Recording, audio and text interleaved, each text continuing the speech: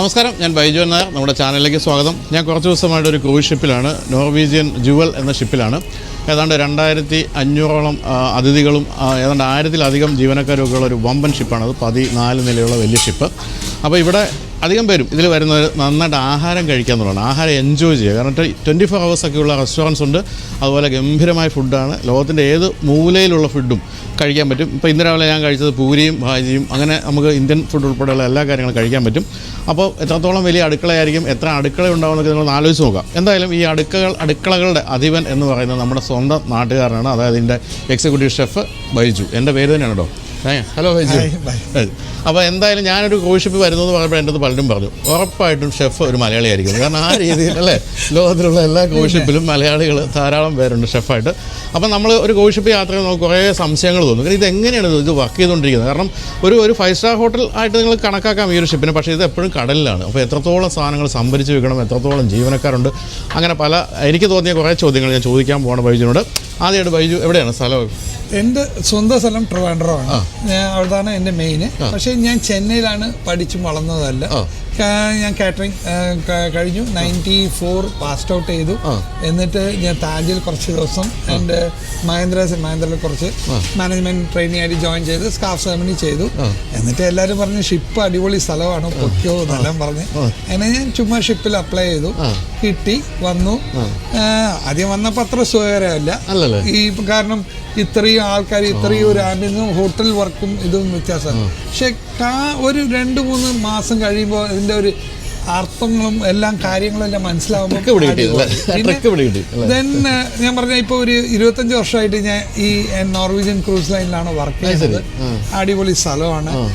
ലോകത്ത് എവിടെയും നോക്കാൻ പറ്റാത്ത ഒരു കാര്യം, പല ലീഡർ മുതലും പല നേതാക്കൾ മുതലും പഠിക്കേണ്ട ഒരു കാര്യം വന്ന് ഷിപ്പിലുണ്ട്. എന്തെന്ന് പറഞ്ഞാൽ പല രാജ്യക്കാർ, ഒരു 80 ഇൻ്റർനാഷണൽ ആൾക്കാർ പണിയാണ്, പല ജാതിക്കാർ, പല മതക്കാർ.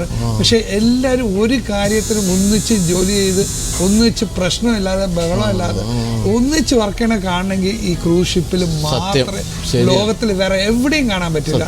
കാരണം ഓരോരുത്തരും നമ്മൾ പറയില്ലേ, ആഹാര രീതി വേറെയാണ്, നമ്മൾ കിടക്കുന്ന രീതി, ഉറങ്ങുന്ന രീതികൾ വേറെയാണ്, പക്ഷെ ടോയ്ലറ്റ് യൂസ് ചെയ്യുന്ന രീതികൾ വരെ വേറെയാണ്. അപ്പം ഇതെല്ലാം അഡ്ജസ്റ്റ് ചെയ്ത് കാണണമെങ്കിൽ പല രാജ്യക്കാർ ഒരു അഡ്ജസ്റ്റ്മെന്റിൽ പോകണമെങ്കിൽ ഇവിടെയാണ്. വേറെ എവിടെ പോയാലും നമ്മൾ തമ്മിൽ അടിയും ബഹളമായിരിക്കും. ഇത് അടിപൊളി ഒരു സ്ഥലത്ത് കാണേണ്ട, നമ്മൾ എല്ലായിടത്തും പറയുന്നത് നേതാക്കൾ വന്ന് കാണേണ്ട ഒരു സ്ഥലം. കാരണം ഒരു റൂമിൽ ചിലർ 4 പേര് കിടക്കുന്ന സ്ഥലങ്ങളായിരിക്കും, ചിലർ 2 പേര് കിടക്കും, പല ആൾക്കാരായിരിക്കും. അവർ തമ്മിൽ അഡ്ജസ്റ്റ് ചെയ്ത് പല കാര്യങ്ങൾ അഡ്ജസ്റ്റ്മെന്റിൽ ജീവിക്കണ കാണണമെങ്കിൽ എന്തായാലും വഴക്കുണ്ടാക്കി ഇറങ്ങിപ്പോകാനും പറ്റില്ല, കടലല്ലേ അല്ലേ, തന്നെയല്ല. ഞാൻ കണ്ട മറ്റൊരു കാര്യം വെച്ചാൽ ഇത്ര ഹെക്റ്റിക്കായിട്ട് വർക്കുണ്ടെങ്കിലും എല്ലാവരും ചിരിച്ച് വളരെ വളരെ പ്ലസന്റ് ആണ്, നമുക്ക് സന്തോഷം തോന്നും. പിന്നെ ഞാൻ പറയാൻ എന്തെന്ന് പറഞ്ഞാൽ, ഒരു ചില ക്രൂ മെമ്പേഴ്സ് 7 മുതൽ 10 മാസം വരെ പണി ചെയ്യുക, ദിവസം പണി ചെയ്യണം. അത് ഈ സാറ്റർഡേ സൺഡേ ഹോളിഡേ ഇങ്ങനത്തെ ഒരു കാര്യമില്ല. അവർ വൺസ് ഷിപ്പിൻ്റെ അകത്ത് വന്നാൽ 10 മണിക്കൂർ മിനിമം വർക്ക് ചെയ്യണം. ഈ 10 മണിക്കൂർ മുതൽ അവർ ഈ 7 മാസം 8 മാസം ഇന്ന് കയറുന്ന അന്ന് മുതൽ അവർ ഇറങ്ങണ വരെ ചെയ്യുക. അപ്പോൾ ആലോചിച്ച ദിവസം കാലത്ത് എല്ലാവർക്കും പ്രശ്നങ്ങളും എന്തെങ്കിലും കാണും. പക്ഷെ ദിവസം കാലത്ത് എഴുതിച്ച് ഗുഡ് മോർണിംഗും പറഞ്ഞ് ചിരിച്ച് ചെയ്യണത്, അത് കാണാൻ തന്നെ അവരുടെ അടുത്ത് തന്നെ ആ പോസിറ്റീവ് എനർജി തന്നെ കാണാൻ ഒരു നല്ലത്. അപ്പോൾ ശരിക്കും പറഞ്ഞാൽ നമ്മളൊരു ഹോട്ടലിൽ ജോലി ചെയ്തെങ്കിൽ കൂടുതൽ സാലറി ഉണ്ട്. എന്താണ് ആൾക്കാർ ഇതിലേക്ക് അട്രാക്ട് ചെയ്യുന്നത്? അട്രാക്ഷൻ വന്ന് 100% സാലറി സേവിങ് ആണ്. ഷിപ്പിന്റെ അകത്ത് വന്ന ഷിപ്പിന്റെ എല്ലാ കാര്യങ്ങളും കമ്പനിയാണ്. നമ്മൾ വരുന്ന ഫ്ലൈറ്റ് മുതൽ നമ്മൾ വാങ്ങിക്കുന്ന വിസ വരെ കമ്പനി അറേഞ്ച്മെന്റ് ചെയ്ത് തരുക. അകത്ത് കയറുന്ന അന്ന് മുതൽ ലോണ്ടറി മുതൽ, കിടക്കണ സൗകര്യം മുതൽ, ബെഡ്ഷീറ്റ് മുതൽ, യൂണിഫോം മുതൽ, ചാപ്പാട് മുതൽ എല്ലാം കമ്പനി. നമ്മളായിട്ട് എന്തെങ്കിലും ചിലവാക്കണോ ഇപ്പൊ വന്ന് വാട്സപ്പ് വരെ ഫ്രീ ആയിട്ട് കമ്പനിയാണ് തന്നിട്ടുള്ളത്. ഇപ്പൊ 24 മണിക്കൂർ വീട്ടിൽ വിളിക്കാനോ, വീട്ടിൽ വർത്താനം പറയണോ, വീട്ടിൽ എന്ത് ചെയ്യണം നോക്കണമെങ്കിൽ ഇപ്പൊ കമ്പനി ഫ്രീ ആയിട്ട്. 25 വർഷം മുമ്പ് എങ്ങനെയായിരുന്നു വീട്ടിൽ ബന്ധപ്പെട്ടുകൊണ്ടിരുന്നത്? അപ്പൊ ഭയങ്കര പാടായിരുന്നു. കാരണം അപ്പോഴും വന്ന് നമ്മളെ ടെലിഫോണും ഇല്ല, സെൽഫോണും ഒന്നും ഇല്ലായിരുന്നല്ലോ. അപ്പോൾ നമ്മൾ ഓരോരോ ഈ കാർഡ് മേടിക്കും, ഈ $25 $5 $10 കാർഡ് മേടിച്ചിട്ട് അതിന് സർട്ടൻ മിനിറ്റ് കിട്ടും, ഒരു 10 20 മിനിറ്റ് 30. നമ്മളൊരു ടെലിഫോൺ ബൂത്ത് എവിടെ ഈ നമ്മളെ പബ്ലിക് ഫോൺ പോലെ അവിടെ പോയി നിൽക്കണം. ചിലപ്പോൾ പിള്ളേർ മുമ്പിൽ നിൽക്കണമായിരിക്കും, നമ്മൾ വെയിറ്റ് ചെയ്ത് അത് കയറി അതിൽ ഇട്ട് നമ്പർ അടിച്ച് വീട്ടിൽ വിളിച്ചിട്ട് വരണം. അപ്പം വളരെ കമ്മ്യൂണിക്കേഷൻ കുറവാണ്. ഇപ്പോൾ വേണമെങ്കിൽ ഇപ്പോൾ ഈ സെക്കൻഡ് വേണമെങ്കിൽ വിളിക്കുന്ന കമ്മ്യൂണിക്കേഷൻ ഇസ് ഡെവലപ്ഡ് ലോട്ട്. അന്ന് പറഞ്ഞില്ലേ, അന്ന് റേഡിയോ ഓഫീസർ ഇല്ലാതെ ഷിപ്പ് തന്നെ മൂവ് ആവില്ല, കാരണം റേഡിയോ ഓഫീസർ ഇമ്പോർട്ടൻ്റ്. ഇന്ന് ഈ കമ്മ്യൂണിക്കേഷൻ വളരെ റേഡിയോ ഓഫീസർ ഒന്നുമില്ല, ചീഫ് ഓഫീസർ തന്നെ. കാരണം എല്ലാം കമ്പ്യൂട്ടറും ഇതും സാറ്റലൈറ്റും ഇതെല്ലാം വന്ന പിന്നെ അവർക്ക് അത് ആര് വേണമെങ്കിലും ഓപ്പറേറ്റ് ചെയ്യുന്ന രീതിയിലായി. പണ്ട് അങ്ങനെയല്ല, ഒരു റേഡിയോ ഓഫീസറല്ല ഷിപ്പ് മൂവ് ചെയ്യാമല്ലോ, കാരണം അവർക്ക് മാത്രമേ കമ്മ്യൂണിക്കേഷനും മോസ് കോഡിങ്ങും പണ്ടത്തെ നമ്മുടെ ടെലഗ്രാം എല്ലാം ഇവിടെ ഈ ടെലഗ്രാമും പോസ്റ്റ് ഓഫീസും ആ മാറ്റങ്ങൾ ഡെഫിനറ്റ് ആയിട്ട് ഇൻഡസ്ട്രിയിൽ, ഈ ക്രൂസ് ഇൻഡസ്ട്രിയിൽ ഭയങ്കരമായിട്ട് വന്നിട്ടുണ്ട്. അപ്പോൾ നമുക്ക് ഇനി അടുക്കളയിലേക്ക് വരാം. അപ്പം എൻ്റെ അറിവനുസരിച്ച് ബൈജുവിൻ്റെ കീഴിൽ 150-ലധികം ഷെഫുമാരുണ്ട് എന്ന് പറഞ്ഞാൽ പല തരത്തിലുള്ള ഫുഡ് ഉണ്ടാക്കുന്നവരുണ്ട്. നമുക്ക് ആകെ എത്ര റെസ്റ്റോറൻറ്റ്സ് ഇതിൽ? ഈ ഷിപ്പിൽ എൻ്റെ താഴെ എനിക്ക് പണിയണത് ഒരു 200 പേരാണ്. അതിൽ 151 ഷെഫുകളെന്ന് പറയാം ഈ കുളിനറി ഡിപ്പാർട്ട്മെൻറ്റ്. അതിൻ്റെ താഴെ ഒരു 40 മുതൽ 50 പേര് വരെ ഈ സാനിറ്റേഷൻ, ഗാലി, യൂട്ടിലിറ്റി, ഈ കിച്ചണിനെ ക്ലീൻ ചെയ്ത് വെക്കണം മുതൽ എല്ലാ പണിയും ചെയ്യണത് അവരാണ്. അപ്പോൾ ഈ അരിയുന്നൊക്കെ ഷെഫുമാർ, എല്ലാ ഷെഫുകൾ, അവർ മിഷൻസ് എല്ലാം ഉണ്ട്. ഇവർ മൊത്തം നമുക്ക് ഈ ഷിപ്പിൽ വന്ന് 7 സ്പെഷ്യാലിറ്റി റെസ്റ്റോറൻ്റ് ഉണ്ട്. സ്പെഷ്യൽ അത് വന്ന് പ്രീപെയ്ഡ് അല്ലെങ്കിൽ പാക്കേജോട് ഇൻക്ലൂഡ്. അതിലാണ് ഇത് ഇപ്പോൾ നമ്മൾ നിൽക്കുന്ന സ്ഥലത്തിന് പറയും സ്റ്റേക്ക് ഹൗസ്. ഇത് വന്ന് അമേരിക്കയിലെ ഏറ്റവും പോപ്പുലർ ഉള്ളതാണ് steak, different type of cuts of steak കൊടുക്കണം. അതേപോലെ മൊദർണോ ബ്രസീലിയൻ റെസ്റ്റോറൻ്റ് ഉണ്ട്, പിന്നെ ഇറ്റാലിയൻ റെസ്റ്റോറൻറ്റ് ലാക്കച്ചീന താഴെ ഒന്നുണ്ട്, പിന്നെ ഫ്രഞ്ച് ലിബിസ്ട്രോ റെസ്റ്റോറൻ്റ് ഉണ്ട്, പിന്നെ നമ്മൾ ഇതും അതും ഇതല്ലാതെ പിന്നെ ഇറ്റാലിയൻ ഉണ്ട്, പിന്നെ ഓഷിയാൻ എന്ന് പറഞ്ഞിട്ട് 24 hours like a pub style, chicken wings, burgers, hot dog അങ്ങനെ കൊടുക്കുന്ന റെസ്റ്റോറൻ്റ് ഉണ്ട്. അപ്പം ഇതല്ലാതെ ഏഷ്യൻ റെസ്റ്റോറൻറ്റ്, ഏഷ്യനിൽ ചിൻചിൻ ഇൻ്റർനാഷണൽ ഏഷ്യൻ റെസ്റ്റോറൻറ്റ്, അതിൻ്റെ കൂടെ സൂഷി അത് സെപ്പറേറ്റ് ആയിട്ടുണ്ട്. അത് അല്ലാതെ തെപ്പനാക്കി എന്ന് പറഞ്ഞ ഈ അബാച്ചി സ്റ്റൈൽ ഷോവും ഇതെല്ലാം ഉള്ള 4 ഗ്രില്ല് ഒരു ദിവസം 4 പേര് വെച്ച് 3 ഷോ വെച്ച് നടക്കും. ഇതുണ്ട്. അപ്പോൾ ഇത് ഇത്രയും സ്പെഷ്യാലിറ്റിയാണ്. ഇത് അല്ലാതാണ് ബൊഫെ, വേർ ഈ ക്യാൻ അക്കോമഡേറ്റഡ് 2000 പേര് വന്ന് കഴിക്കേണ്ട ഒരു ബൊഫെ. നിങ്ങൾ കണ്ടില്ലേ, ഇവിടെ വന്ന് ഐലൻഡ് സ്റ്റൈൽ എന്ന് പറയും, അങ്ങനത്തെ ഒരു ഐലൻഡ് സ്റ്റൈൽ എന്ന് പറഞ്ഞാൽ പൊതുവേ നമ്മൾ ബൊഫയിൽ പോയാൽ എല്ലാം എടുത്തോണ്ട് പോയിരുന്ന് കഴിക്കണം. ഈ ഐലൻഡ് സ്റ്റൈൽ നമ്മൾ എടുത്തോണ്ട് എല്ലാം പോകണ്ട, നമുക്ക് എന്ത് വേണം. ഇപ്പോൾ സൂപ്പ് ആണെങ്കിൽ സൂപ്പ് മാത്രം എടുക്കുക, പോയിരിക്കുക, കുടിക്കുക, ബിക്കോസ് ചൂടും തണുപ്പ് എല്ലാം നോക്കി കഴിക്കുക. പിന്നെ എന്ത് മെയിൻ കോഴ്സ് വേണമെങ്കിൽ മെയിൻ, സാലഡ് വേണമെങ്കിൽ സാലഡ്, ഡെസേർട്ട്, അങ്ങനെ നമ്മളെ ഇഷ്ടത്തിന് കഴിക്കണം. അതാണ് ഈ ഇൻഡസ്ട്രിയിൽ ഈ കമ്പനിയുടെ പേര് തന്നെ ഫ്രീ സ്റ്റൈൽ ക്രൂസിംഗ് എന്നാണ്. നമ്മൾ ഈ സമയത്തിന് തന്നെ പോകണം, ഇങ്ങനെ തന്നെ പോകണം, ഡ്രസ് കോഡും ഇങ്ങനെ തന്നെ ഇടണം എന്ന് പറഞ്ഞത് കുറേ ഫ്ലെക്സിബിൾ. അതുകൊണ്ട് എപ്പോഴും നമുക്ക് ഉറക്കം കഴിച്ച് നമുക്ക് 7 മണിക്ക് പോയി കഴിച്ചാൽ മതി, 7 മണിക്ക് ആ ടൈം സ്ലോട്ട് ഒന്നുമില്ല. ആ പീരീഡിൽ എപ്പോഴും വേണമെങ്കിലും പോയി കഴിക്കാം, വരാം, അങ്ങനത്തെ. അതാണ് ഫ്രീ സ്റ്റൈൽ ക്രൂസിംഗ്. അതേപോലെ ആരെടുത്ത് വേണമെങ്കിലും നമുക്ക് ഇരിക്കാം, അങ്ങനെ. പണ്ട് അങ്ങനെയല്ല, നമ്മൾ മാത്രം 2 പേര് ഇല്ല, എനിക്ക് വലിയ ആൾക്കാരെ കൂടെ ഇരുന്നാലും എനിക്ക് കുഴപ്പമില്ല എന്ന് പറഞ്ഞാൽ മിക്സ് ആൻഡ് മിങ്കിൾ ചെയ്യേണ്ടത്, അങ്ങനത്തെ ഒരു ഇത് ഈ ഇൻഡസ്ട്രിയിൽ നന്നായിട്ടുണ്ട്. അപ്പം ഇത്രയും പേര് എൻ്റെ താഴെ. ഇതല്ലാതെ ഡൈനിങ് റൂം ഞാൻ പറഞ്ഞു, താഴെ നിങ്ങൾ ഡെക്ക് 6-ൽ കാണാൻ 2 വലിയ ഡൈനിങ് റൂമുണ്ട്.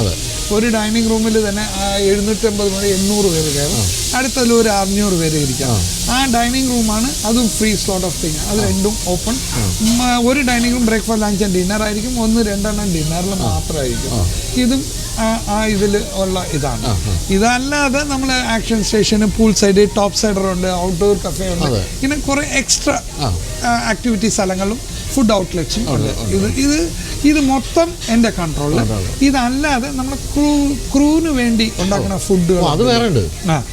കാരണം 1050 ക്രൂ ആണ്. അവരും വന്ന് 7 മാസം മുതൽ 10 മാസം താമസിക്കാം. അപ്പം അവർക്ക് വന്ന് ഉണ്ടാക്കുന്ന ഫുഡ് അവരുടെ നാഷണാലിറ്റി ഫുഡ് കുറേ കാണും. പിന്നെ ഒരു ഇന്ത്യൻ ആണെങ്കിൽ ഇന്ത്യൻ ഫുഡ് കാണും, ഒരു ഇന്തോനേഷ്യൻ ഫുഡ് കാണും, ഒരു ഫിലിപ്പിനോ ആണെങ്കിൽ ഫിലിപ്പിനോ, ഒരു കരീബിയൻ, ഒരു ജമൈക്കനോ അങ്ങനത്തെ ഐലൻഡിൽ പറഞ്ഞാൽ അവരെ ഒരു ഫുഡ് കാണും. ഇതില്ലാതെ ഇൻ്റർനാഷണൽ ഫുഡ് വല്ല പോളിഷോ റുമേനിയൻസ് അവരെ സ്റ്റൈലിലുള്ള കുറേ ഫ്രഞ്ചോ ഇങ്ങനെയെല്ലാം കാണും. ഇതെല്ലാം കോമൺ ആയിട്ട് പിസ്സ ബർഗേഴ്സ് ഇങ്ങനത്തെ ഇതെല്ലാം അവർക്ക്, കാരണം ഒരു 7 മാസം വീട് വിട്ട് നിൽക്കുകയല്ലേ, അപ്പോൾ അവർക്ക് അവനനുസരിച്ച ഫുഡുകൾ നമ്മൾ ഉണ്ടാകും.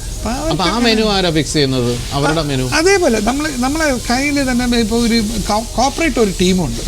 Corporate chef, culinary director, travelling chef, operational manager, ഇങ്ങനെ ഒരു ടീമുണ്ട്. അവർ വന്ന് പൊതുവെ ഈ ഇരുന്ന് മെനു ഡിസൈഡ് ചെയ്യും.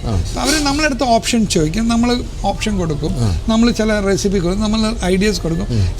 ഇപ്പം particularly Indian they will ask lot of Indian cuisine കുറിച്ച് എൻ്റെ അടുത്ത് ചോദിക്കും, അല്ലെങ്കിൽ ഷിപ്പിൻ്റെ എൻവയറമെൻറ്റലിനെ കുറിച്ച് ചോദിക്കും. അപ്പം നമ്മളവർ പറയുമ്പോൾ അതിനനുസരിച്ചുള്ള മെനുകൾ അവർ ഫിക്സ് ചെയ്യും. അതിൽ ചിലത് വർക്കൗട്ട് ആവാം, ചിലത് വർക്കൗട്ട് ആവില്ല. നമ്മൾ പറയും this is popular, this is not popular. അതിനെ അഡ്ജസ്റ്റ് ചെയ്യും കോപ്പറേറ്റ്. അവരാണ് ഈ മെനു എഞ്ചിനീയറിങ് ചെയ്യണത്. അവർ ദേ വിൽ സിറ്റ് വിത്ത് ആ മെനു എഞ്ചിനീയറിങ് വർക്ക്ഷോപ്പ് പോലെ അവർ കണ്ടക്ട് ചെയ്ത് ഓരോരോ റെസിപ്പിനും ഇത് ചെയ്ത് അത് എങ്ങനെ വർക്കൗട്ട് ചെയ്യണം.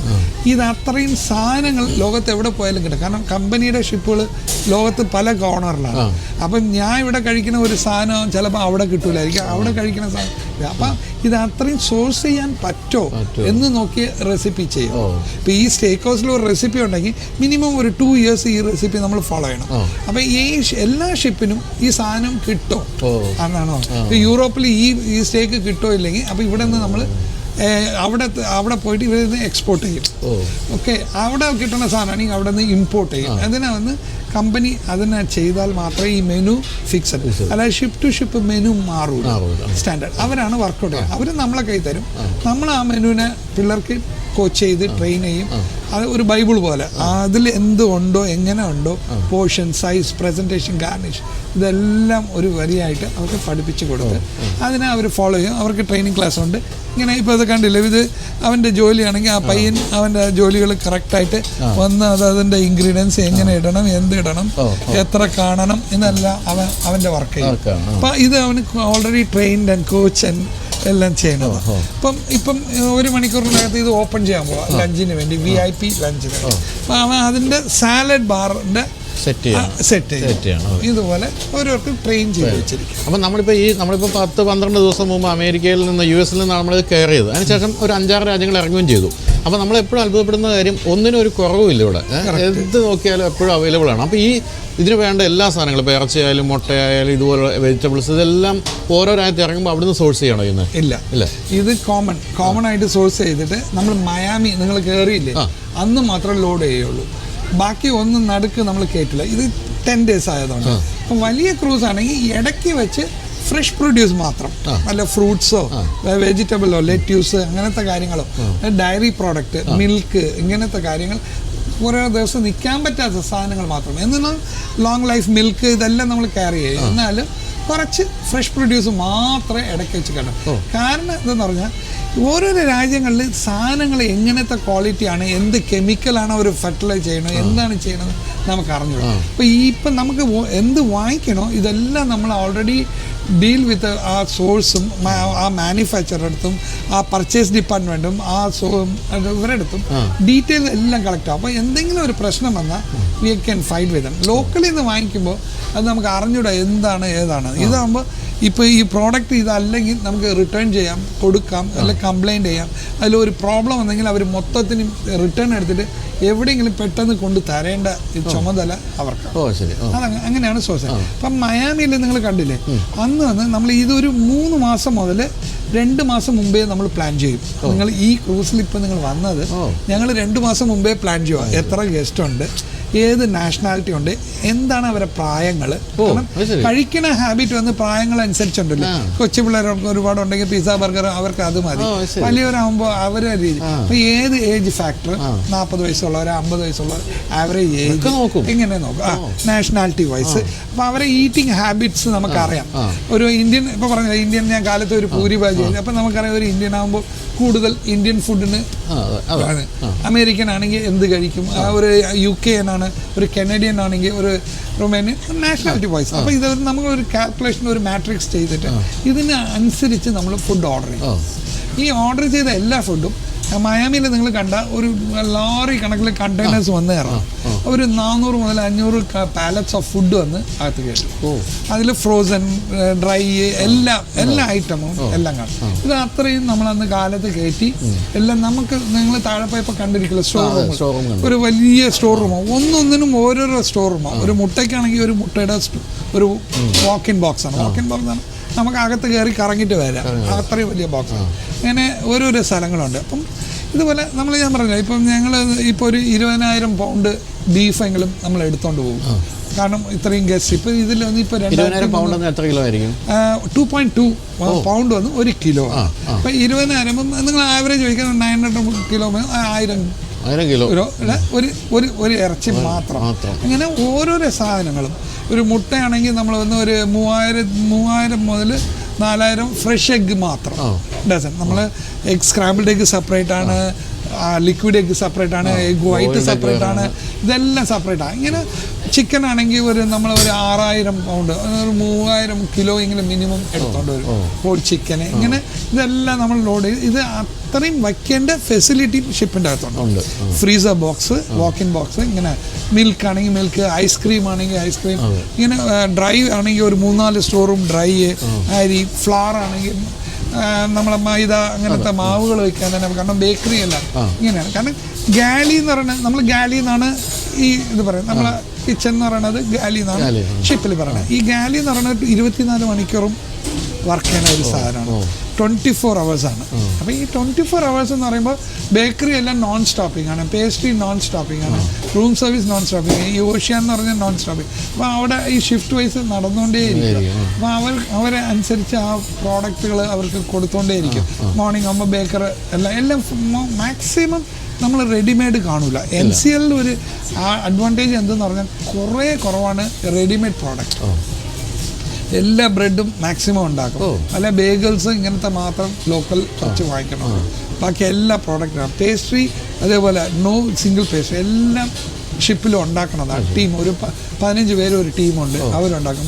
അതേപോലെ ബുച്ചറുണ്ട്, മീറ്റ് കട്ട് ചെയ്യാൻ ഒരു 3 ബുച്ചേഴ്സ് ഉണ്ട്, ഫിഷ് കട്ട് ചെയ്യാൻ 2 ബുച്ചേഴ്സ് ഉണ്ട്, പോൾട്രി കട്ട് ചെയ്യാൻ അങ്ങനെ അവർ സെപ്പറേറ്റ് റൂമുകൾ എല്ലാം ഉണ്ട്. ശരി. അപ്പോൾ അതുപോലെ തന്നെ ഞെട്ടിച്ചൊരു സംഭവം, ഒരു ദിവസം രാവിലെ എഴുന്നേറ്റ് വരുമ്പോഴത്തേക്കും നല്ല ഇഡ്ഡലിയും നല്ല സാമ്പാറും തന്നെയല്ല നമ്മുടെ ഇന്ത്യൻ ആ ഒരു സ്റ്റേഷനിൽ എപ്പോഴും തിരക്കുണ്ട്. അപ്പോൾ ലോകത്തിലെ എല്ലാ മനുഷ്യർക്കും ഇന്ത്യൻ ഫുഡ് ഇഷ്ടമാണോ? പിന്നെ ഇപ്പം നല്ല പോപ്പുലറായിട്ട് വരുന്നത് ഇന്ത്യൻ ഫുഡാണ്. കമ്പനിയുടെ ഒരു ഫ്യൂച്ചർ പ്ലാനിങ് വരെ ഒരു സ്പെഷ്യാലിറ്റി ഇന്ത്യൻ റെസ്റ്റോറൻറ്റ് കൊണ്ടുവരാൻ വേണ്ടി പ്ലാൻ ചെയ്യണം. സെയിം ഇതുപോലെ ഇപ്പോൾ സ്റ്റേക്ക് ഹൗസോ ബിസ്ട്രോ ഫ്രഞ്ചോ ഇറ്റാലിയനോ വേണം പോലെ ഒരു ഇന്ത്യൻ റെസ്റ്റോറൻറ്റ്. ഇപ്പം നിങ്ങൾ വലിയ ഷിപ്പിൽ NCL ഇത് വന്ന് 2600 ഗസ്റ്റ് ഉള്ള ഇതാണ്. നിങ്ങൾ വലിയ ഷിപ്പിൽ പോയാൽ 4000 മുതൽ 5500 ഗസ്റ്റ് വരെ ഉണ്ട്. അവിടെ വന്ന് നമ്മൾ സെപ്പറേറ്റ് ഒരു ബൊഫേയിൽ ഒരു ഫുഡ് കോർട്ട് പോലത്തെ ഒന്നുണ്ട്. അവിടെ ഒരു ഇന്ത്യൻ ഇതും തന്തൂറും എല്ലാം ഇട്ടിട്ടുണ്ട്. കാരണം ഈ ഇന്ത്യൻ അത് ഫുഡിന് അത്രയും വാല്യൂ വരുന്നത്. So people are liking. പക്ഷേ ഒരേ ഒരു കാര്യം അവർക്ക് മനസ്സിലാക്കേണ്ട രീതി നമ്മൾ പറയേണ്ടത് സ്പൈസി എന്നൊരു മെൻറ്റാലിറ്റിയാണ്. അതിനെ മാറ്റി സ്പൈസസ് എന്തെല്ലാം ഉണ്ടെന്ന് പറഞ്ഞ ഒരു മെൻറ്റാലിറ്റി കൊണ്ടുവരണം. കാരണം അവർക്ക് മൈൻഡ് സ്പൈസി ടു സ്പൈസി അതല്ല, സ്പൈസസ് ആണ്. പല സ്പൈസസ് പല സ്ഥലം എല്ലാം എരിവുള്ളതല്ലല്ലോ. അപ്പോൾ പലതും പല മോഡലുണ്ട്. അപ്പോൾ അത് പറഞ്ഞ് അവർ മനസ്സിലാക്കി അതിൽ എന്തുണ്ടെന്ന് പറഞ്ഞ് നമ്മൾ മനസ്സിലാക്കുമ്പോൾ അല്ലേ ഭയങ്കര ഒരു വാല്യൂ ആണ്. എന്ത് അജ്വൈൻ കൊണ്ട് എന്താണ്, ജിഞ്ചർ കൊണ്ട് എന്താണ്, ഗാർലിക് കൊണ്ട് എന്താണ്, ഈ നമ്മളെ ഇന്ത്യൻ ഫുഡിലുള്ള വാല്യൂ എന്താണെന്ന് പറഞ്ഞ് മനസ്സിലാക്കുമ്പോൾ അവർക്ക് അതിനെ മനസ്സിലാക്കുമ്പോൾ ഭയങ്കര വാല്യൂ ആണ്. അതുകൊണ്ട് നമ്മൾ പൊതുവെ അവർ എന്തെന്ന് പറഞ്ഞാൽ ഈ ഇന്ത്യൻ ഫുഡ് വെജിറ്റേറിയൻ എന്ന് പറയുന്നതാണ് അവരെ ഫേമസ്. മീറ്റിനെയും കാട്ടി അവർ ഇത് വെജിറ്റേറിയൻ ഫുഡ്. അത് വെജിറ്റേറിയനിൽ ചിലത് വേഗൻ എന്ന് പറയും. ഇപ്പം ആർക്കും ഡയറിയോ മിൽക്കോ പാലോ ഒന്നുമില്ല. അത് ഇന്ത്യൻ ഫുഡിൽ ഈസി ആയിട്ട് വരുന്ന ഒരു കാര്യമാണ് വേഗൻ ഫുഡ്. അപ്പോൾ അതുകൊണ്ടാണ് ഇത് ഭയങ്കര പോപ്പുലർ. അതും അവർക്ക് ഒരു ദാലോ ഒരു റോട്ടിയോ ഒരു ചെറിയൊരു കാര്യം ഉണ്ടെങ്കിൽ തന്നെ വലിയ ഒരു ഹാപ്പിനെസ് ആണ്. അത് ഇപ്പം ഇഡലി പറയും. പക്ഷെ ഒരു കാര്യം ഒന്ന് നമുക്ക് എല്ലാ ഇൻഗ്രീഡിയൻസിനും കിട്ടൂല ഷിപ്പിൽ. കാരണം ഷിപ്പിൽ അത്രയും ഇൻഗ്രീഡിയൻസ് നമുക്ക് ക്യാരി ചെയ്യാൻ പറ്റില്ല എല്ലാം. പക്ഷെ ഒരു മിനിമം എമൗണ്ട് ഓഫ് ഇൻഗ്രീഡിയൻസ് നമ്മൾ വാങ്ങിക്കും. അതിനുള്ളതിനെ വെച്ച് ബേസ് ചെയ്താണ് കുക്ക് ചെയ്യുന്നത്. ചിലപ്പം നമ്മളെ വീട്ടിലുള്ള ഇഡലി പോലെ കാണില്ല. കാരണം നമ്മളെ ഗ്രൈൻഡറും അത് യൂസ് ചെയ്യുന്നത്. ഇതൊരു മാസ് കുക്കിങ്ങും വാല്യൂം ഓഫ് കുക്കിങ്ങും അതിൻ്റെ സ്റ്റീമും ടെഫ്ലോണിൻ്റെ ഇതിൽ ഉണ്ടാക്കുമ്പോൾ അതിനൊരു വ്യത്യാസം. ചെറിയ ഹാർഡ്നെസ് കാണും, ചെറിയ ഇത് കാണും. കാരണം എന്താ പറഞ്ഞാൽ പബ്ലിക് ഹെൽത്ത് സ്റ്റാൻഡേർഡ് വന്ന് വളരെ വളരെ ഇമ്പോർട്ടൻ്റ് ആണ് ഷിപ്പിൽ. കാരണം എനിക്കൊരു സൂക്കേടാണെങ്കിൽ നിങ്ങൾക്ക് ഒരു 5 മിനിറ്റിൽ ആ സൂക്കേട്, കാരണം നമ്മൾ ഒരു 2600 ഗസ്റ്റും ഒരു 1100 ക്രൂ മെമ്പറും ഒന്നിച്ച് കറങ്ങണ ഒരു ചെറിയൊരു ലോകമാണ്. അപ്പം ഒരു സൂക്കേട്, ഒരു വെന്റിലേഷനോ ഇതെല്ലാം ഉള്ളതുണ്ട്. അതുകൊണ്ട് ഗാലിയിൽ hygienic is very very important. നിങ്ങൾ കണ്ടിരിക്കും മോസ്റ്റ്ലി എല്ലാ ഗാലിയും സ്റ്റെയിൻലെസ് സ്റ്റീലായിരിക്കും. പിന്നെ എവിടെ നിങ്ങൾ തറ മുതൽ തൊട്ട് നോക്കിയാലും ഒരു അഴുക്കോ പൊടിയോ കാണും. ഏത് താഴെയോ സൈഡോ ഗ്ലാസോ നിങ്ങൾ നോക്കിയിട്ട് നോക്കണം, ഒരു പൊടി എന്ന് പറഞ്ഞാൽ ക്ലീനിങ്, പൊടി വരാതിരിക്കില്ല, അത് ക്ലീനിങ് ചെയ്തുകൊണ്ടേയിരിക്കും. അതും നൈറ്റ് ആകുമ്പോൾ ഒരു ഫുൾ ക്ലീനിങ്, രാവിലെ ആകുമ്പോൾ മൈനസ് ക്ലീൻ. നിങ്ങൾ എവിടെ പോയാലും ബൊഫയിലോ എവിടെ പോയാലും നോക്കിയാൽ ഒരു ഇത് കഴിയുമ്പോൾ തന്നെ പിള്ളേർ ഓടി വന്നിട്ട് അതിനെ സ്ക്രബ് ചെയ്ത് ക്ലീൻ ചെയ്ത് വൈപ്പ് ചെയ്ത് അതിനെ സാനിറ്റൈസ് ചെയ്ത് അടുത്ത ഫുഡ് വയ്ക്കാൻ. അതാണ് മെയിനായിട്ട്. Hygienic is very important. അത് public health standard is very important. United state ഗവൺമെൻറ്റിന് ഒരുണ്ട്, ഓരോ രാജ്യത്ത് പോകുമ്പോൾ അവരെ പബ്ലിക് ഹെൽത്ത് സ്റ്റാൻഡേർഡ് ഉണ്ട്. വെള്ളം വരെ ചെക്ക് ചെയ്യും, ഐസ് ക്യൂബ്സ് വരെ ചെക്ക് ചെയ്യും, എല്ലാം ചെക്ക് ചെയ്ത്. അപ്പോൾ ഇത്രയും കാലം ഈ ഷിപ്പിൽ ജോലി ചെയ്തപ്പോൾ ഏറ്റവും കൂടുതൽ ആൾക്കാർ കഴിക്കുന്ന ഫുഡ് ഏതാണെന്ന് തോന്നിയിരിക്കുന്നത്? ഏറ്റവും കൂടുതൽ ഇഷ്ടപ്പെടും? അത് ഞാൻ പറഞ്ഞില്ല, അത് ഓരോരോ രാജ്യങ്ങൾക്ക് നമ്മൾ പോകുമ്പോൾ ഓരോ രാജ്യക്കാരെ ഇൻട്രസ്റ്റ്. ഓസ്ട്രേലിയ അങ്ങോട്ടെല്ലാം പോകുമ്പോൾ അവരെ സ്റ്റൈൽ ഓഫ് കുക്കിങ്ങും അവർക്ക് പൈയും അങ്ങനത്തെ ഇതെല്ലാം പോകും. നമ്മൾ യൂറോപ്പിൽ പോകുമ്പം അതിൻ്റെ ഒരു ഇംഗ്ലീഷ് പീപ്പിളിന് വന്ന് ഹോട്ട് ഫുഡ്, അവരിപ്പോഴും ചില ട്രഡീഷണൽ കഴിപ്പുകളാണ്. അവർ ഈ കോണോ ഇത് റിബ്സോ അവർക്ക് അത്ര ഇഷ്ടമല്ല. അമേരിക്കയിൽ വരുമ്പം അമേരിക്കൻ സ്റ്റൈലിൽ കരീബിയൻ സ്റ്റൈലിലെല്ലാം പോകുമ്പോൾ അവർക്ക് റിബ്സ്, കോണ് ഇങ്ങനത്തെ സാധനങ്ങൾ വരും. ഓരോരോ സ്ഥലങ്ങൾ പോകുമ്പം അതിൻ്റെ ഫുഡിൻ്റെ കൺസംഷൻ.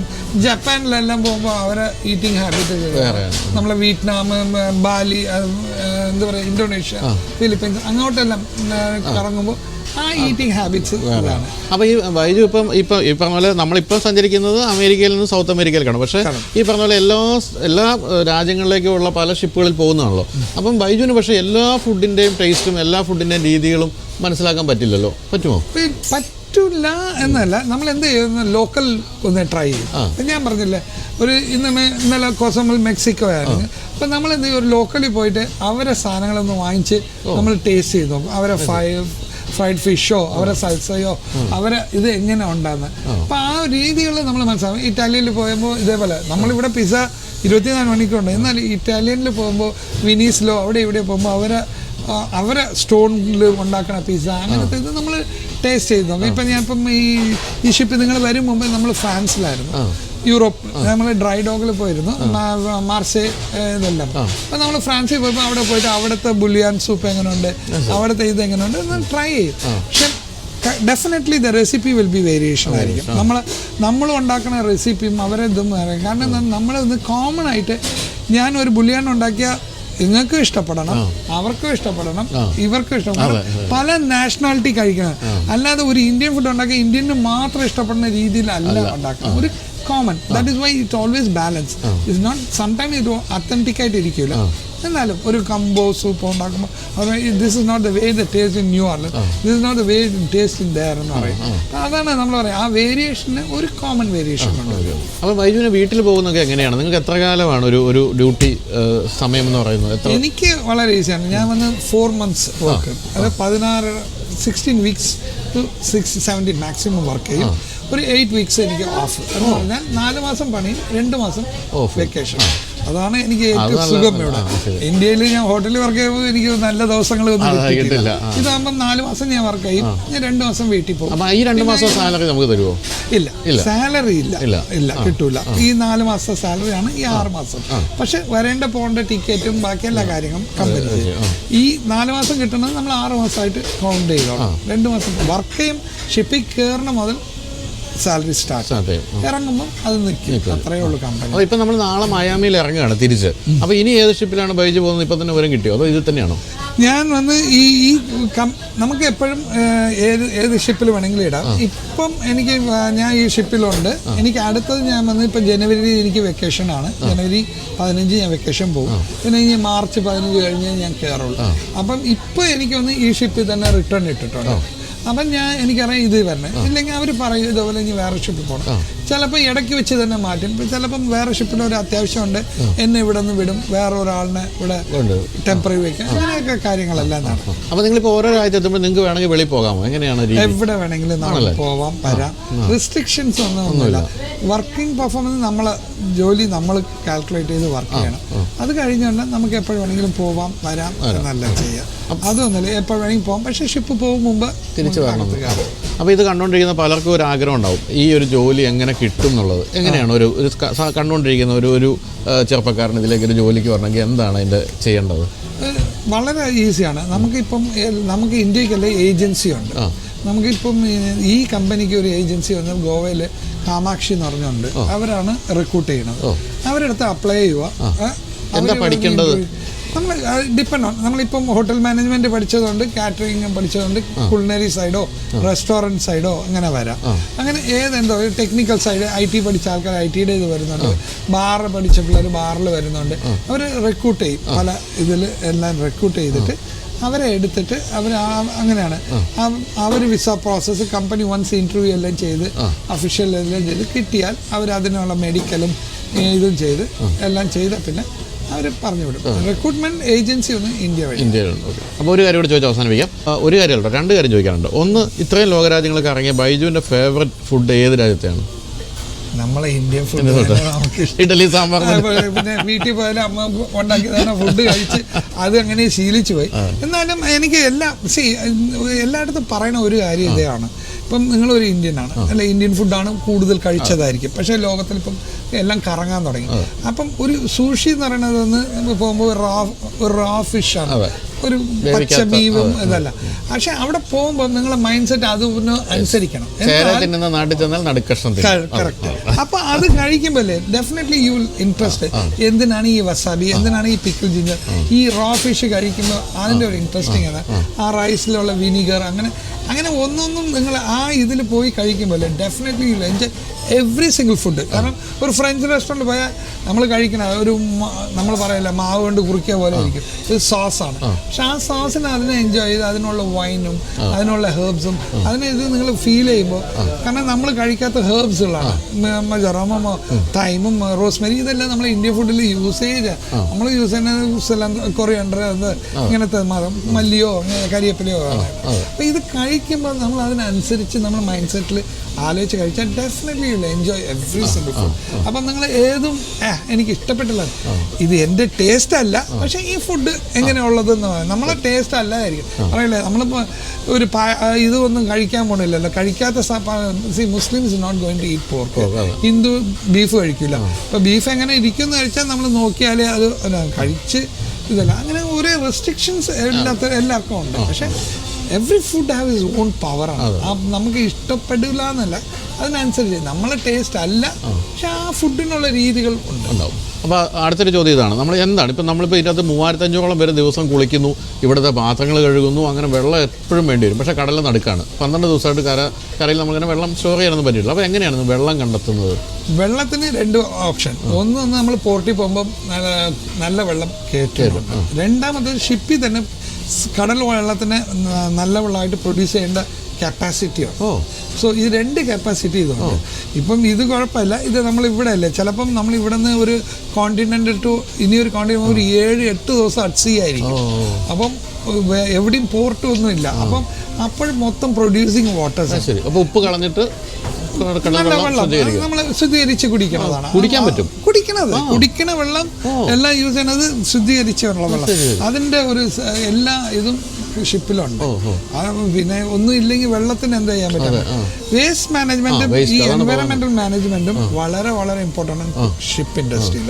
കാരണം ഈ നമ്മളെ ഇത് പഠിക്കേണ്ട, അതും ഞാൻ പറയുന്നത് നമ്മളെ രാജ്യക്കാരൊന്നല്ല, ലോകത്തെല്ലാവരും പഠിക്കേണ്ട ഒന്നാണ്. ഇവിടെ വന്ന് പ്ലാസ്റ്റിക്കായിട്ട് തന്നെ സെപ്പറേറ്റ്. ആ പ്ലാസ്റ്റിക് ഇടുമ്പോൾ അതിലൊരു ഫുഡ് ഉണ്ടെങ്കിൽ അതിനെ വാഷ് ചെയ്തിട്ട് ആണ് ആ കവർ ഇടുന്നത്. ഒരു ക്യാനാണ്, ഒരു ടൊമാറ്റോയുടെ ക്യാൻ ഓപ്പൺ ചെയ്ത് ടൊമാറ്റോ എടുത്തു, പക്ഷേ ക്യാനിനെ കൊണ്ട് ക്യാനിൽ കളയും മുമ്പ് അതിൻ്റെ ലേബിളിൻ്റെ പേപ്പർ സെപ്പറേറ്റ് ആക്കി എടുത്തിട്ട് പേപ്പറിൽ കളഞ്ഞിട്ട് ഈ ക്യാനിനെ വാഷ് ചെയ്ത് കളഞ്ഞിട്ട് അപ്പം ഫുഡ് റെസിഡ്യൂ ഇല്ലാതെ ഒരു ക്യാനിലിടും. ഇങ്ങനെ എല്ലാം സെപ്പറേറ്റിംഗ് വന്ന് വളരെ ഇമ്പോർട്ടൻ്റ്. അത് ഓരോരോ പോർട്ട് വരുമ്പം മയാമിയിലായിരിക്കും എന്ന് വെച്ചോളണം. പേപ്പർ ഇങ്ങനത്തെ കാരണങ്ങളെല്ലാം കത്തിച്ച് ചാമ്പലാക്കും, ആക്കി അതിനെ എക്സ്പോർട്ട് ചെയ്യും. ബോട്ടിൽ ഈ വൈൻ നമ്മൾ ബിയർ ഇതെല്ലാം കുടിക്കുന്ന ബോട്ടിൽസ് ഉണ്ടല്ലോ, നമ്മൾ ഒഴിക്കുന്ന സാസ്, ആ ബോട്ടിലെല്ലാം അഗൈൻ വാഷ് ചെയ്തിട്ട് അതിനെ ക്രഷ് ചെയ്ത് അതിനെ വെളിയിലാക്കും. ടിന്ന്, ക്യാന്, കോക്ക് ഇങ്ങനത്തെ ക്യാനെല്ലാം ഒന്ന് കംപ്രസ് ചെയ്ത് ഒരു ചെറിയ ബോക്സ് പോലെ ആക്കും. അത്രയും കംപ്രസ് ചെയ്ത് അതിനെ വെളിയിലാക്കും. ഫുഡ് വേസ്റ്റ് മാത്രം എന്ത് ചെയ്യും, പൾപ്പിംഗ് സോഴ്സ് ഉണ്ട്. അത് എൻവയറമെൻറ്റ് ഇത്രയും നോട്ടിക്കൽ മൈൽസ് ഇത്രയും നമ്മൾ കടന്നാൽ ഇത്രയും സാധനം വരുമ്പോൾ പമ്പ് ചെയ്യാന്ന് പറയും. ഈ ഫുഡിനെ പൾപ്പ് ചെയ്തിട്ട് അതിന് മീൻ